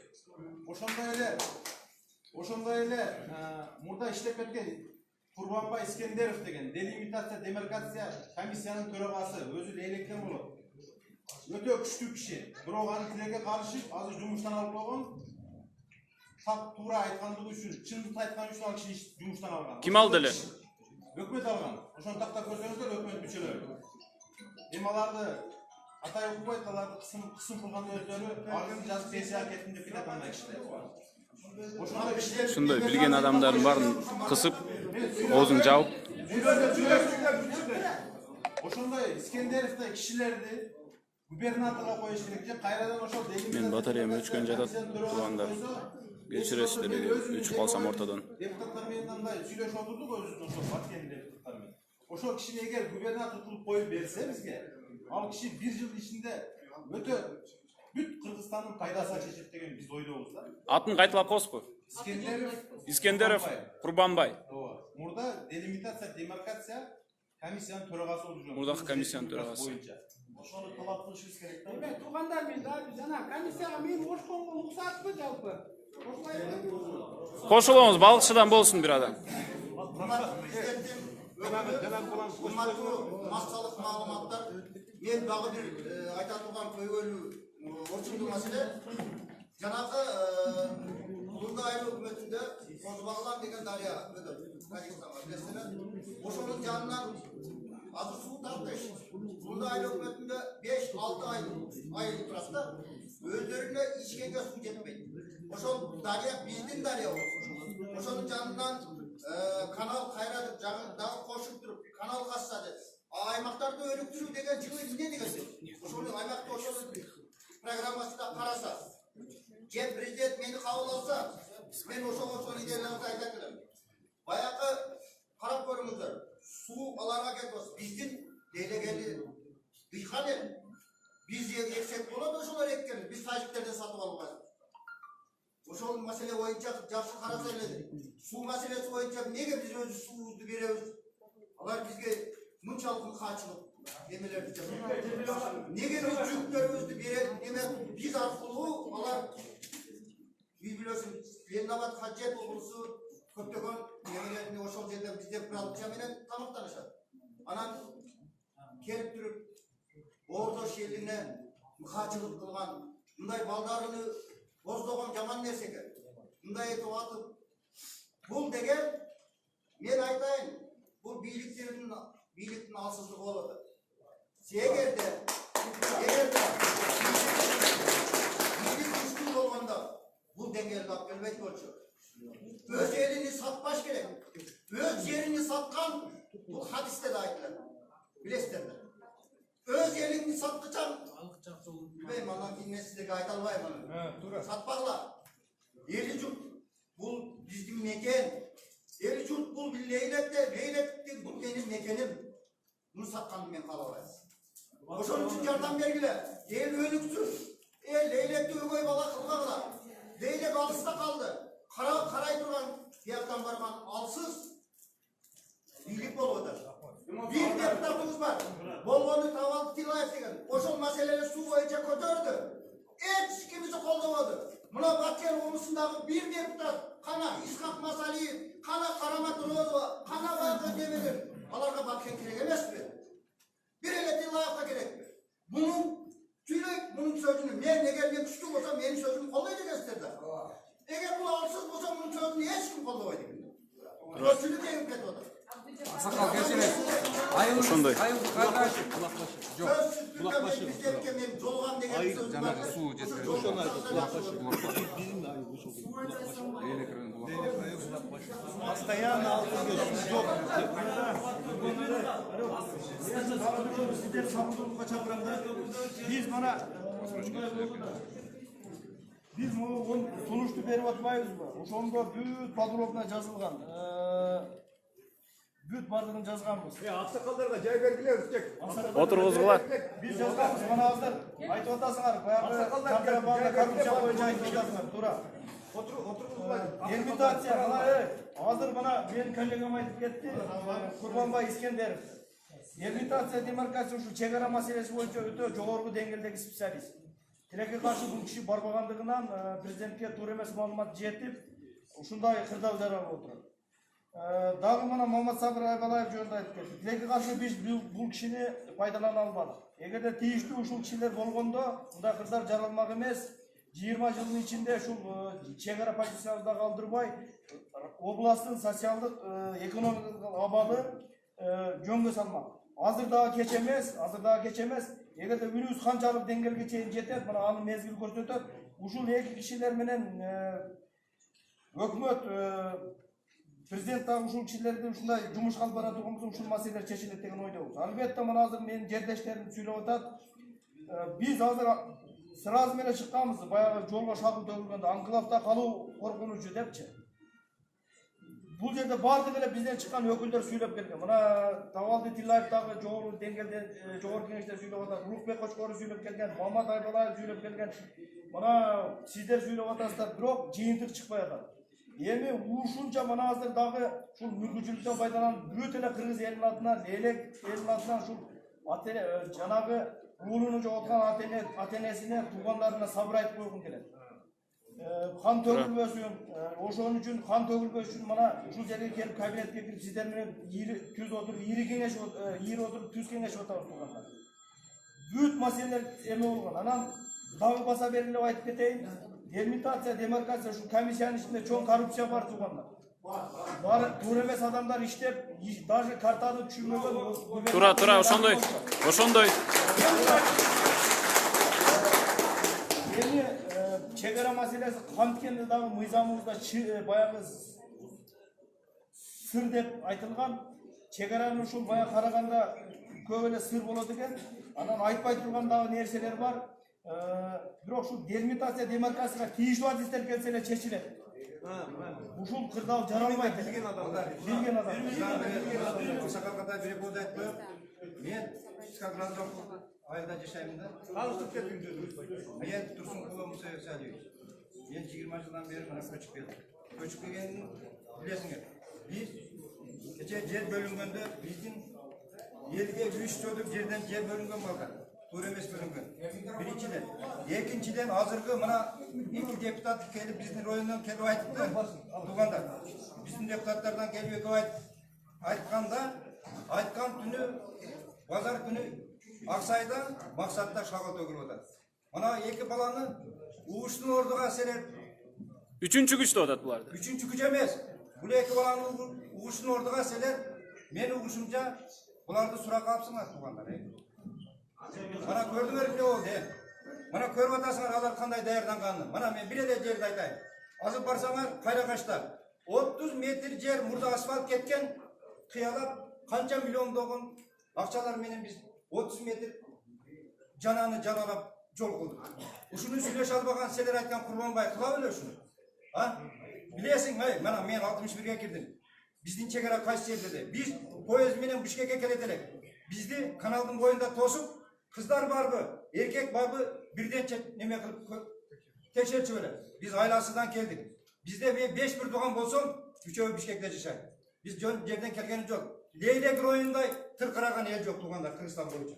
Угуп койгула. Бул мастыгыдан бир кутургандан келген жери жок. Мына мен бир жерден айтып коеюн. Аркада кече биздин 60-жылдыктагы мурда ошол жерде салынып аткан стройкаларды, курулуштарды эмне үчүн кече алардан кыса көз жактан 150 адам чыкты.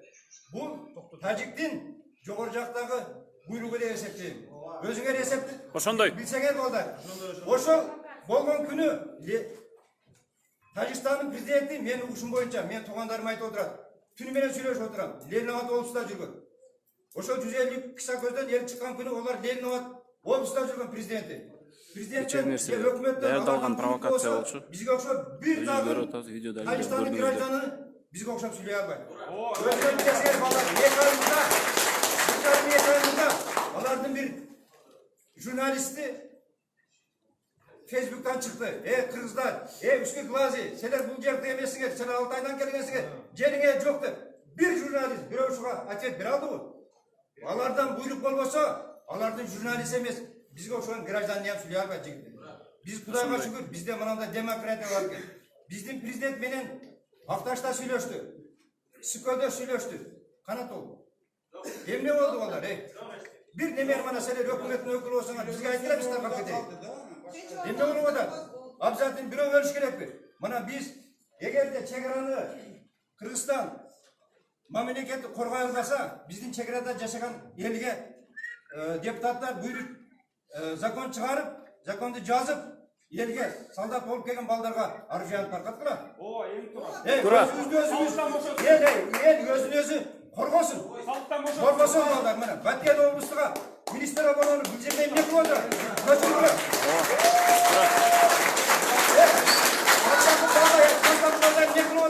Биздин ар жагыбызда өзүңөр билесиңер, 20 сакал жап келгенде эмне болгонбуз? Генералыбызга деген алып туткун калган.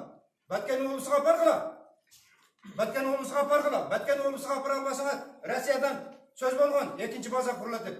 Апаргыла Баткен облусуга. Элек апарганса Баткен облусунда ошол жерде военный база бар өзүнчө. Бужумда турат. Мына эки депутат силер айтылбаган сыр бар деп. Буларды эмнеге таскат этесиңер? Мен 2 күнөн бери ушул эки баланы таппай жүрөм. Бул депутаттардан. Депутаттар мына мисалы үчүн шулар келип Фейсбукка чыкты азыр. Барып туруп азыр премьер-министр ошол жерде барып сүйлөп. Абзатын бирөө уруш керек. Бушкан менен гранат менен атып атат. Бул эмне деген сөз? Силер көрсөңөр, мына арка деген мына асфальттын бияк кыргыздар, биягы тажиктер. Биз ынтымакта эле жашап келгенбиз. Алардын жогору жакта бирдемеси болбосо, алар монтип айтпайт. Алар Кытайга берген жерин бизден алгысы келип атат. Ооба, эми тура. Тура. Өкем бай иштеген эмес, вообще иштеген эмес. Мурдатан эле ясно болсун, провокация экен. 120 депутаты жаман дебейли. Бизди көбөйт ким чечет? Ооба. Ушуну чечпесеңер, давай. Бизге бергиле, оружие менен эл. Ошо чек арада турган элге солдат болуп келген балдарга тизме менен ден соолугун карап, ошолорду учетко алып, эркине коргосун. Бул эмне деген сундук, Ошо каналда, биздин каналдын боюнда турган чек ара азыр биз Кайрагачка чыгып келди. Лейлек деген жазууда алып таштады. Силер бир барып көргүлө. Четтен өлүп балдар, лейлекти алса балдар. Кыргызстан бир канат кыркылат. Лейлектен билесиңер кимдер чыккан? Тура айтасыз, колдойбуз. Сулунду деген айылга биздин Исхак Разаков атабыз эмне үчүн элди балып көчүрүп барган? Чек араны тосоюн деп көчүрүп барган. Айласыздар. Эми ошону балдар сууду ала албасак, болуптур, сууду ала албадык. Өзүбүздүн жерибизди кантип ушинтип берип коебуз? Абзатын эл, мына шу балдар азыр уруксат деп Горкийге барды. Ойго барсак бул жака келди. Айланайындар, биз мына шу элди, мына шу эл. Силер айдасыңар провокация кылып турган эл жокпу? Биз ичине кошулбайбыз. Мисалы үчүн мына өзүңөр ойлоп көргүлө. Таласпы, Нарыңбы, Көлбү, бардык. Мен каалаган жерде жашашка укуктуумун, Кыргызстандын элимин. Айтат, ал силер бирде чогулсаңар тажиктарга тиешеңер. Бизден жакшы жашайт го. Биздин Кыргызстанда жашап жаткан тажигиң барбы, Кытайың барбы, түркүң барбы? Биз кимибизге тийишип атабыз? Биздин чек араны тосуп бересиңер, тосуп бербесеңер, бул митинг, бул алгачкы митинг болуп эсептелет балдар. Тура. Акча менен чыгарыш керек. Уктуңду келмейсиң бардым. Тура айтасыз. Өзүбүз келдик, биз бардыгыбыз өзүбүз келдик. Азырчына көпсөз жакшы сүйлөнөдү. Жана камалган балдардын органдар турат министрге чыгарып койгула турганда, алар жөн эле провокациясын сураш. Өзүңөр мына тергөөчүң бар, башка провокациясыбы? Провокация кылгандыр. Камап таштап, иштеген туугандар 1 минутка карап коюңуздар. Көп эмес. Мына канча жыл болду биз айтып келатабыз, сүйлөшүүлөр жүрүп атат, кылайлы деп. Азыр ушундай калып, бир күн алардын пайдасына чечилет. Себеби алар метр жыл өтүрүп, 18 жыл алдын граница кайсы жерде болчу? Азыр кайсы жерде баарыбыз жакшы билебиз. Километр эле уже бизге кирип келген. Ушу сиздердин сабырыңыздар аркылуу, сиздердин сүйлөшүүңүздөр аркылуу ушундай болуп атат. Сиздер конкретный жеткизиңиздер, президентке, парламентке жеткизиңиздер.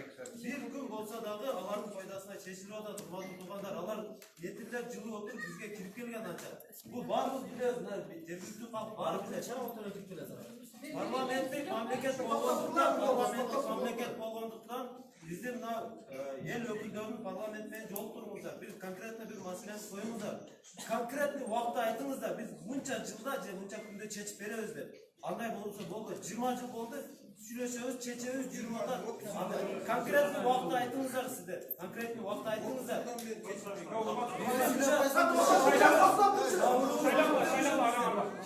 Сабырыбыз бүтті уже.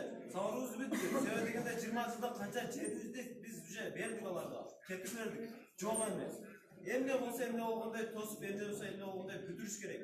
Убакыт бериңиздер сиздер. Сиздер айтыңыздар. Мынча жылда конкретный бир жоопты айтыңыздар. Сүйлөшөбүз, жүрүп атат ондай. Аны менен чечилбейт. Жыл эмес, күн керек бизге. Убакыт конкретный убакыт айтыңыздар. Сиздер айтыңыздар. Эмне үчүн сиздер чегара маселесин чечип жатпадыңыздар? Эмне үчүн багран сушман адамдар келбедиңиздер? Мамлекеттен чыккан адамдар булар экен. Көрбөй турсаңыз. Суларга ишенип булар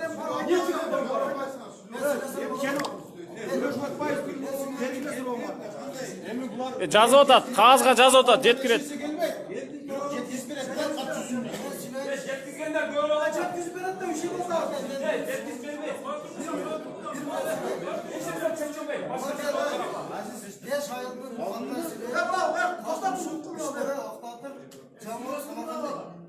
Ошол жака кеткен каналыбыз бар. Бизде каналдан ошол каналдын үстүндө тажик тараптан Кыргыздын ортосунан өткөн канал. Каналдын үстүндө агылдар салган. Салсана тажиктарчы.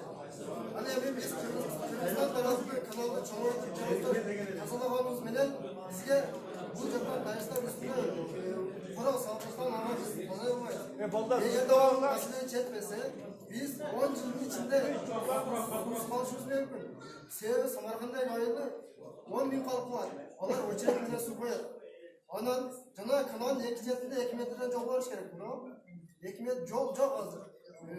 Bakın salsan anan tağlarına Tacikler hemen bak tarafı deyip salgan. Ben cevap veren sen to'xtatılsam, sen hazır sen aytып atқан маселени biz polni aytып atamiz. Delimitasyon demarkasiyaga тийиштүү адистер барса чечилет деп. Кайра майда болуп кете бербейли. Айтып атабыз ушундай деп. Азыр мына аким менен губернатор картаны билбейт экен көп жерде. Биз реально ушул маселе боюнча кириштик. Картаны түшкөн профессионал адамдар барсын деп айтып атабыз. Ошол адамдар барса көп маселе чечилет. Азыр сен айткандай маселе өтө көп. Мына мисалы үчүн биз дагы айтып атабыз. Биз Лейлек району чыгыш жагыбыздан гана Кыргызстан менен чектешебиз. Батыш, түндүк, түштүк жагыбыз, тоо жагыбыз дагы полный Тажикстан. Ошого тоо жагыбыздан дагы маселе жаралып калышы мүмкүн. Биз суунун башыбыз. Биз ошого требование коюп атабыз. Маселени түшүнгөн специалисттер барсын, тоо жагыбыздан дагы утуруп калбайлы деп коюп атабыз. Бул нерсе бардыгы камтылган. Ошон үчүн суроо бергениңиздерде ушунду майда убакытты албай ушул нерсени колдоп бериңиздерчи. Хотя бы Сиздин сөзүңүз туура, Сапуров. Курманбай Искандаров дедиңиз 2-3 жыл турду. Лейлек деген жазуу Тажикстандын ичинде калып кеткенде эчтеке дей алган жок ал киши. Курманбай Искандаров. Жок, ал киши менен сүйлөшкөнүздү айтып атат. Унун жетпейт деп атат. Унун жетпесе сен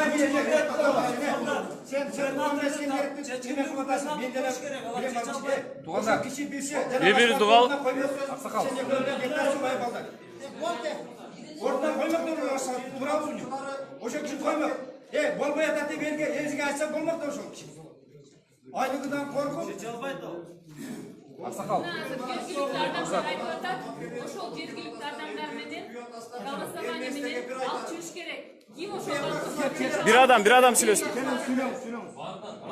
Укемка кызматкери болсо мына бизге кабарлар келип атат. 3 күндөн бери даярдык көргөн экен Тажиктер. Элине ошол бизге коңшу жашаган элдерди эвакуациялап кетипти. А биздин укемка кызматтарынын маалыматы бар ушунда. Биздин эмелерге эч кандай маалымат беришкен жок. Укемка кызматтары ошол чегара жакта башка мамлекеттер менен мамиле карашпайбы? Мына маалымат биз бир күндүк айтпай, маалымат каражаттар, паланчыны камады, түгүнчүнү камады дегендин ордуга силер барып далил менен ошо местный эл менен эмне сүйлөшпөйсүңөр?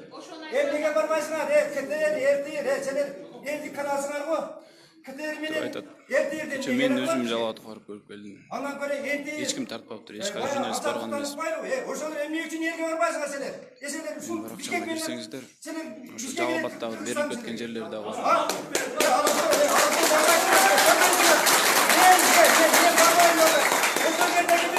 Жетmiş emet 50'deki 20'deki kız kendilere bayıp veredi emni olgun. Bizince kayıt eken. Seler bir eşe oturup al. Manargan malumat karajatları. Uyat eskilerge. Uyat. Ошол жака барыш керек. Öte silahgede. Bürok silah tur emez informasiya. Bürövge toktap dur. Bürövdün altından şantajga okşogondorgo ötüp kettiler. Malumat karajatlar. Men jurnalist emez. Bürok jurnalistler meni keçirip koygular. Men jurnalist emesmин. Bürok silah tur emez joga ketip kaldыңар. Mana Alatoo kete barbaysыңарбы? Канча жолу? Mana Аксайда болуп атат, Жакарөктө болуп атат. Максаттан бул бир жолу болгон жок. Барып көрбөйсүңөр? Биз барбасак да ошол жердегилер айтат, айнанайдар, туугандар. Журналисттерге угула. Силердин акчаңарды төлөп берет, барбайсыңарбы силер, Элени чогултуп төлөп бересиз. Кете эмне кылып атасыңар ошол жерде? Мага сом чогултуп бергиле, мен өзүм барайын, журналист болуп берейин. Сом чогултпасын деле барам.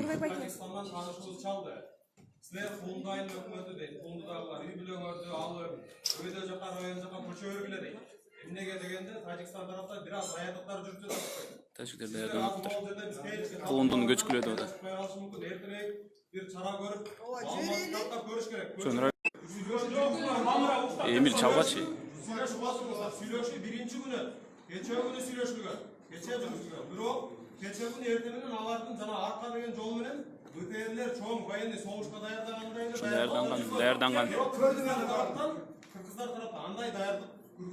Biraz ile pograniçnik var öyle. Sizler hazır bolsun çertirek yıkçan bir kadam жасап көрүш керек. Балким элди көрүш керек.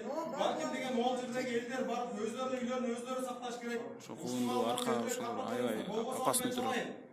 Рахмат. Менен коём мына. Эмеге чыгарсаңыздар, Тажикстанга кишиге чалдым. Чалдым. Мындай кылайлык, туугандар, рахмат. Чал бере алам дейм. Жок, ишенебиз.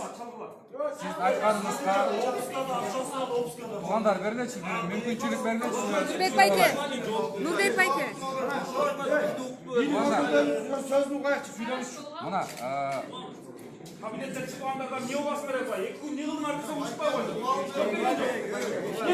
Ай, ким атыңыз ким сиздин? Гүлжигит Исаков. Гүлжигит Исаков. Кармаңыздарчы. Сиз давайте биз-бирибизди сыйлайлы. Угалы. Жооп берип атат. Мына азыркы айтып кеткен жигиттин маалыматын албетте биз азыр барып тактайлык. Туугандар. Ana çeçelim. Bir cümle Mıday Özbey Şat'ta ошол жерде кан журналист Тажиктен колуп чыккан. Ошондо башташ керек болчу. Bir cümle Mıday эскертип. Бизге анда туугандар уруксат бергиле.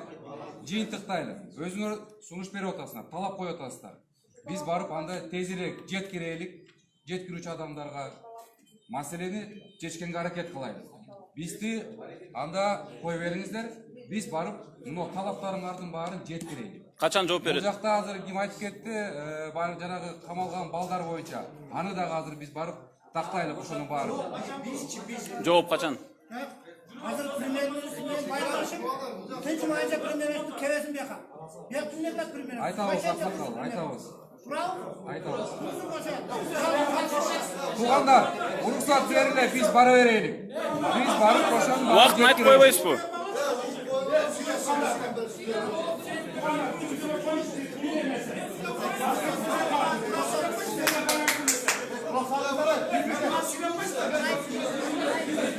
Жооп качан болот? Качан даяр болот?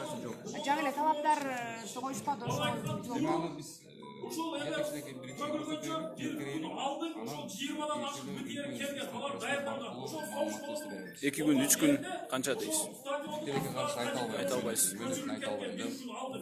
Биздин успешка эч нерсени билген жок. Ал жерде Ошо мөөнөттү такталап кылсак жакшы болот эле да. 1 күн деп, 2 күн деп. булар билет. Стоп үстөмдүк кылат, сен бир кадам чыккандан кийин дагы ошол кадамыңа коюп, сен дагы кайрап бүтөт. Биз ушинтип алып болот, нарды жолду салабыз деп атасыздар мына Баткендеги. Аны салбаш керек. Biz уже saldık degeniz, biz уже bağım verdik. Biz bu jakta nesli çok toz olsalar biz al jaktan ötüyoruz degen. Hani oşol Birinci Да, бул видеонун баарыбыз эле көрсөк керек. Кече күнү күндүз тартылган видео, чакырышты. Bunun bardığına uşul жерде турган бардыгыбыз күнөөлүү. Себеби дегенде коррупционерлерди алып келип алдык mı? Алып келдик. Алып келдик. Мына азыр демократия демократия арасында шпиондор жүрөт деген сөздөр болуп атат. Ошол именно Кыргызстан тарабынан демократия Күнчегит, мен кусам, азыр бул иш сонун болду, буларды жөнөтөлүк. Бир сунуш кусамыз,